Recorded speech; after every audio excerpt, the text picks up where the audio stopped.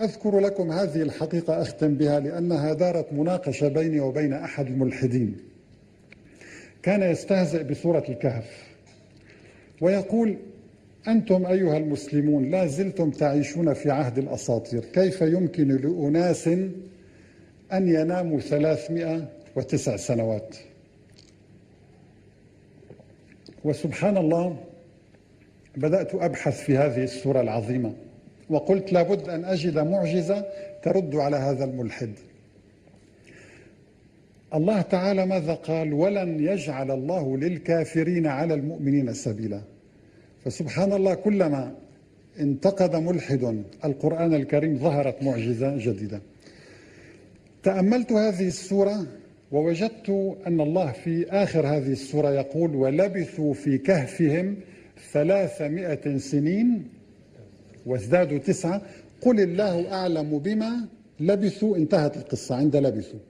انتقل الحديث بعدها: له غيب السماوات والأرض إلى آخره صفات الله تعالى.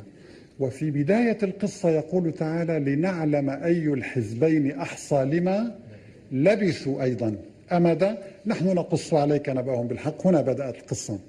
قل سبحان الله، أصحاب الكهف لبثوا 309 سنوات، والقصة تبدأ بلبثوا وتنتهي بلبثوا، فكم هو عدد الكلمات؟ وكانت المفاجأة، قمت بعد كلمات السورة أو القصة من لبثوا الأولى إلى لبثوا الأخيرة، وكان الرقم 309 كلمات بعدد السنوات التي لبثها أصحاب الكهف. سبحان الله.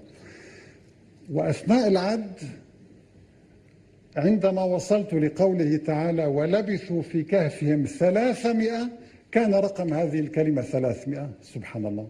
بالله عليكم، هل يمكن لمحمد عليه الصلاة والسلام أن يؤلف لنا قصة ويضبطها بهذا الشكل البلاغي الرائع، ويأتي عدد الكلمات من لبثوا إلى لبثوا يساوي 309 ما لبثه أصحاب الكهف؟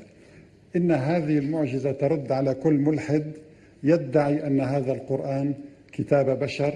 وآخر دعوانا أن الحمد لله رب العالمين، والسلام عليكم ورحمة الله تعالى وبركاته.